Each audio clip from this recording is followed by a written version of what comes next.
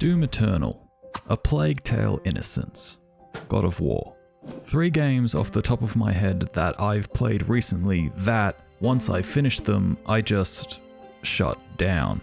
I wasn't unsatisfied with the experience I just had. I wasn't depressed or upset with what just happened. I just didn't know what to do. Some games I've finished and instantly wanted to dive back into playing. Others I've completed and been happy with completing, but then I never touched them again. If you've ever felt this feeling, you'll understand what I'm trying to get at.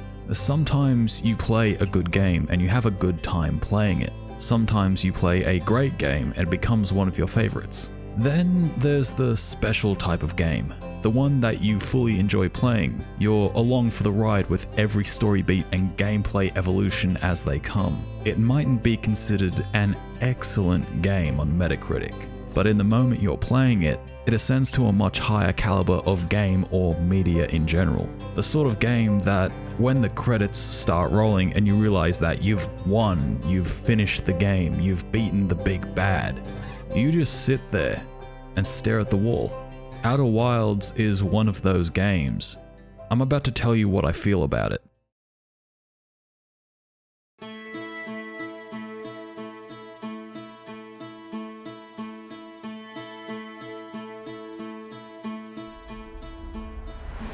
Outer Wilds, released 2019, made by Mobius Digital, published by Annapurna Interactive, composed by Andrew Pralo. Before I get too deep, just know you should go play this game. You mightn't finish it because it doesn't really guide you by the nose at all, but you should at least give it a go, because if you do manage to finish it, you're in for a ride. If you even have a sliver of an interest to play this game, go play it. Stop watching this video, go and play Outer Wilds, because I'm about to spoil the main hook. This is me warning you. When I play games for the channel, I normally don my reviewer hat and try to take in as much as I can. Outer Wilds has much more to take in than I was ready for. So, picture this.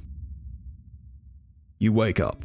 You spot something in the night sky, but you don't know what it is. Not yet. You have a chat with your friend nearby who's roasting a marshmallow, and he mentions that today is your launch day. You're going to space, so you better nip up to the observatory and grab the launch codes to get going. Along the way, you run into another member of your village, where you've spent your whole life, and they let you test out their little rocket dummy to see how good you are at flying. It takes a few attempts, but eventually you do stick the landing. Saying farewell, you wander around and speak to a few familiar faces you've known your entire life, steadily making your way to the observatory for those launch codes you need. But there's no real sense of urgency. You're taking your time. This is the starting area after all. This is where the game is meant to ease you in. So you walk along, enjoying the music and sound design tickling your ears. You learn what ghost matter is, have a quick test run through the Zero-G cave, and finally, after plodding around for just about 11 minutes,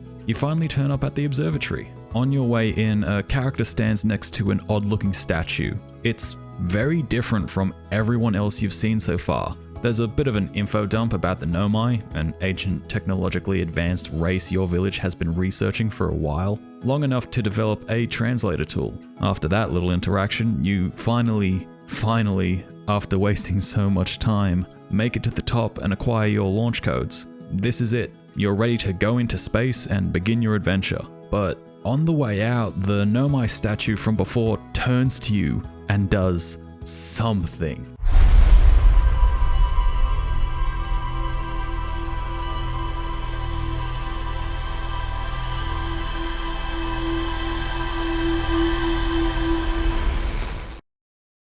And then it just sits there.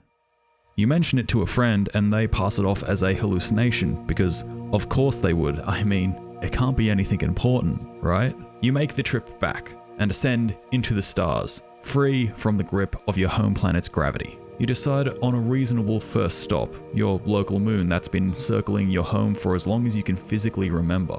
You touch down, exit your spaceship, and a thought instantly shoots through your mind. This is too damn quiet. And shivers run up your arms. Regardless, you start walking, following the path out of the crater you landed in, testing out the neat little probe launcher equipped on your suit. And you keep walking until you notice a wisp of smoke, even trying to arc a probe over the horizon and failing miserably. You stumble upon a camp, the camp of a previous astronaut. They've even set up a little observation post and are keeping a tab on things, enjoying their rocking chair amongst the trees, feeding oxygen to both the fire and you. So you chat for a bit, trying to find out what to do next, having a wander around, taking in the sights. Then you find some ruins, some very out of place ruins that look nothing like what you know from your home planet. It's some sort of compass, something very alien to you and what you know so far. Naturally, curiosity begs your attention, because even if you've adopted the guise of a four-eyed alien, you're still only human, and you're nothing if not curious. While investigating, you find a few Nomai scrolls,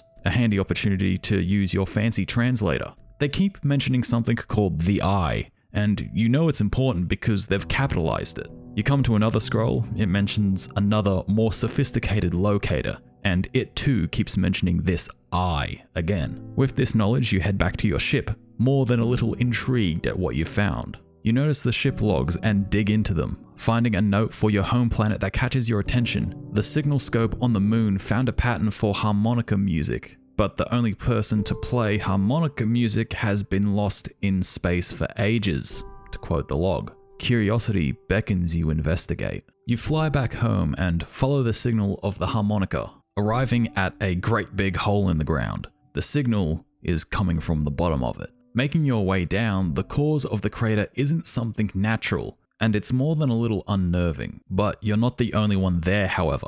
Another member of the village notes that it looks like a dark bramble seed, a planet in your solar system that you spied from the moon. Being the reckless creature you are, you opt to fire a probe straight down the eye of this seed, and to your surprise it quickly disappears. With haste, you take snapshot after snapshot, trying to see where the probe has gone. You notice vines and thorns that look way bigger than they should be, but it's hazy. There's a fog you can't see through. Then, through the blinding fog, something appears and your brain screams, "Fuck that!"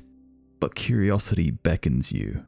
You keep taking snapshots and eventually the probe lands. You spot a campfire in the picture.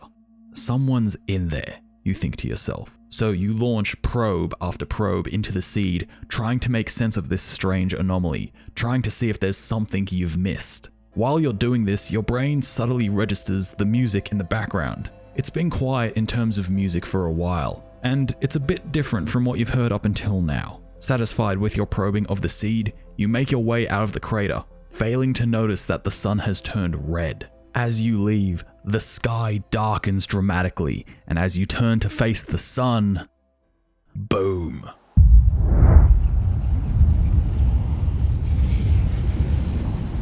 Cosmic death rushes to meet you.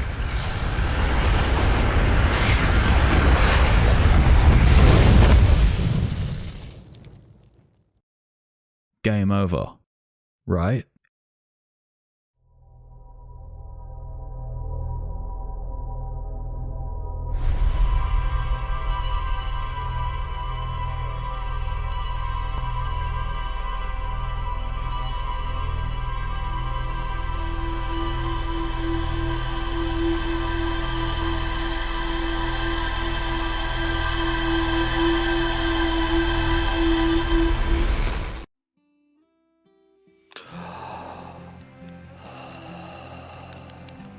Everything I just explained to you was the first loop of playing Outer Wilds, and the game knows it ain't normal. So when you wake up again, right in the spot you started from, curiosity doesn't beckon you.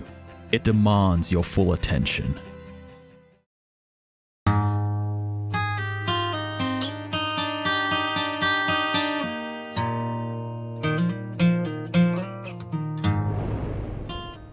You might have guessed that I like Outer Wilds, and I think I can nail it down to one reason. Ignoring the fact that it does an amazing job at reeling you in and making you curious for what you're about to experience. Ignoring that the team behind this game stuck to their guns and developed this thing for the better part of 9 years. The part of Outer Wilds that stands out is the music and sound design. Andrew Pralo, he deserves any award he gets. The music manages to hit such a note in the right moment. It is right there, precisely when it needs to enter, and it doesn't stick around too long to outstay its welcome. Even removing myself from the music, the sound design is too fucking good. It captures how quiet space is. Sound can't travel through that shit. It is dead silent. And if it wasn't for the breathing and vibrating of your steps and all that through your character, it would be dead silent.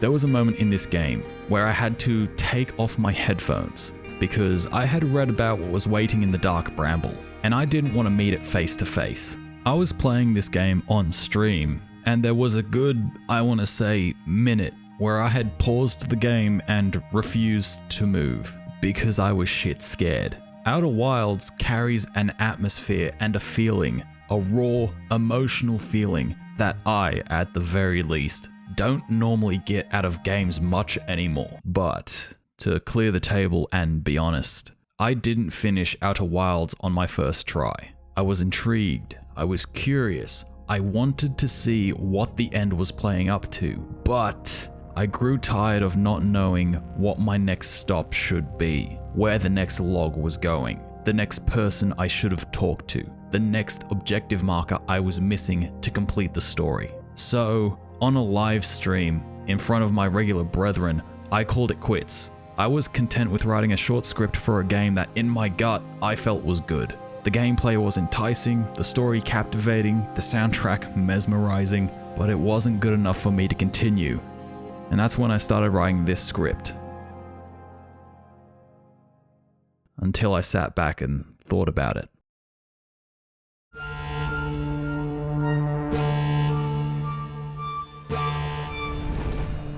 This is where shit gets interesting. In my spare time, I poured myself a drink, unplugged my headphones, closed all the browser tabs, and sat myself down for a second try with Outer Wilds. Offline, just me.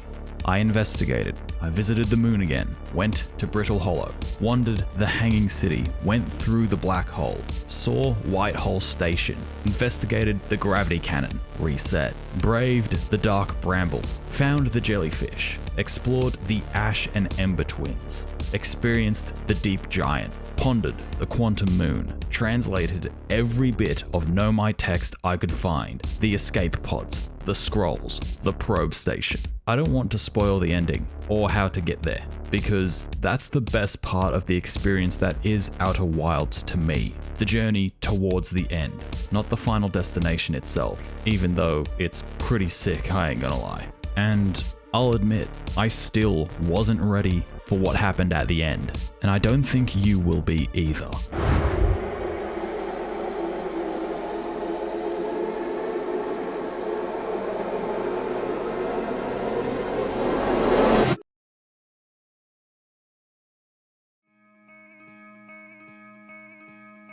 Go and play Outer Wilds. It might not be your cup of tea, but it's a game worth experiencing regardless. That's coming from a dude whose bread and butter is RPGs, shooters, and action-adventure games. Outer Wilds is a rare game, one that made me genuinely feel something. For an experience that has zero voice acting, that's quite exceptional. At the start of the video, I said that Outer Wilds is a special sort of game and tried to put into words what I meant by that. And over the course of the last 3 days, I've still been thinking about what I meant. I think I've got it now. Outer Wilds is a game that once you finish it, you want to forget playing it entirely, just so you can play it for the first time all over again. I have been the infamous Sir Hellfire, you have been my lovely brethren. Sorry for the very, very different style of video. In the next one, it's gonna get a bit rainy, with some nice vibes to boot. I'll see you in the next one. Ciao.